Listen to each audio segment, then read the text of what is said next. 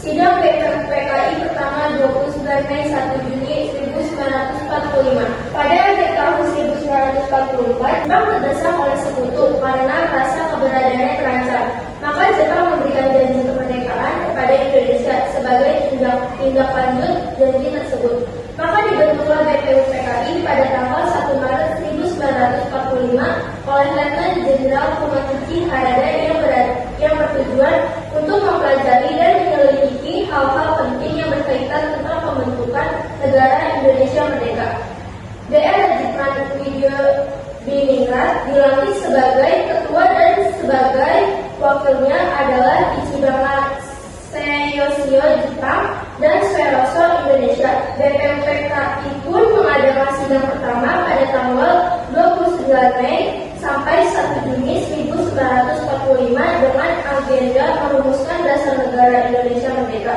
Sidang pertama bertempat di gedung Chusain-in, gedung Pancasila, yang dihadiri oleh ketua dan wakil serta anggota BPUPKI yang berjumlah 67 orang.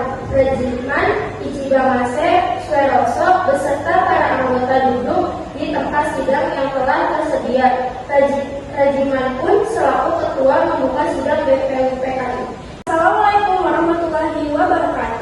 Waalaikumsalam warahmatullahi wabarakatuh. Saudara-saudara sekalian, terima kasih sudah hadir di tempat ini. Pertama, saya selaku ketua akan memimpin jalannya sidang ini. Di samping saya adalah seorang wakil dari Jepang, dan tentu saja seorang lagi adalah seorang wakil dari Indonesia. Saudara-saudara sekalian, kita berkumpul di gedung ini dalam rangka merumuskan sebuah landasan untuk mengokohkan negara yang akan kita bangun bersama. Untuk itu, marilah kita buka sidang pertama ini dengan agenda membahas rumusan dasar negara. Selanjutnya, silakan pada saudara sekalian yang ingin mengembangkan ide dan gagasannya dalam perumusan negara ini. Saya harap saudara-saudara sekalian ikut berpartisipasi dalam mengembangkan ide dan gagasan.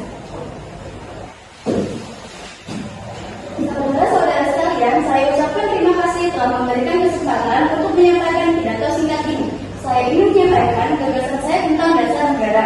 Adapun rumusan dasar negara yang saya usulkan yaitu 1. Peri kebangsaan, 2. Peri kemanusiaan, 3. Peri ketahanan, 4. Peri kerakyatan, 5. Kesejahteraan rakyat. Mengapa saya mengatakan seperti itu?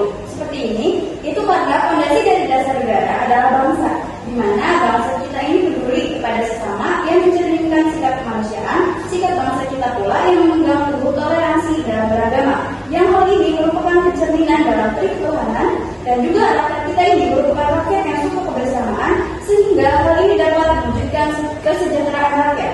Itulah usulan dari saya, mohon dipertimbangkan. Terima kasih. Selanjutnya, silakan kepada anggota lain untuk menyampaikan gagasannya. Terima kasih kepada ketua beserta wakil yang telah memberikan kesempatan pada saya untuk menyampaikan pandangan saya tentang dasar negara. Adapun rumusan yang saya usulkan diantaranya 1. Persatuan, 2. Kekeluargaan, 3. Keseimbangan lahir dan batin, 4. Musyawarah, 5. Keadilan rakyat. Demikian gagasan yang saya sampaikan, mohon untuk dipertimbangkan. Terima kasih. Silakan anggota lain untuk menyampaikan gagasan tentang dasar negara. Saudara-saudara sekalian, setelah pemikiran yang semalaman, saya berpendapat bahwa dasar negara kita ini harus berdasarkan kepada 1. Kebangsaan Indonesia, 2. Internasionalisme atau kemanusiaan, 3. Merupakan awal demokrasi, 4. Kesejahteraan sosial, dan 5. Ketuhanan yang berkebudayaan. Saudara-saudara, dasar-dasar negara telah saya usulkan. Usulannya ada 5. Saya memberi usul untuk memberi nama. Kelima dasar negara tersebut adalah Pancadharma. Namun, nama Pancadharma ternyata tidak tepat di sini karena Dharma berarti kewajiban, sedangkan kita membicarakan dasar. Setelah mendapat saran dan petunjuk dari seorang teman kita ahli bahasa, akhirnya saya memberikan nama kelima dasar negaranya yaitu Pancasila.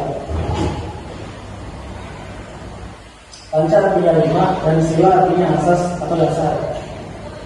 Di atas kelima dasar itulah kita mendirikan negara Indonesia akal dan kata ini. Barangkali ada saudara-saudara yang tidak suka akan bilangan yang 5 itu, saya boleh keras sehingga tinggal pilih saja, yaitu sosial nasionalisme, sosial demokrasi, dan ketuhanan. Dan jika saya kelas lagi menjadi satu, maka dinamakan sosial nasionalisme. Apakah saudara sekalian setuju dengan usulan saya? Silakan mengeluarkan pendapat Anda. Terima kasih.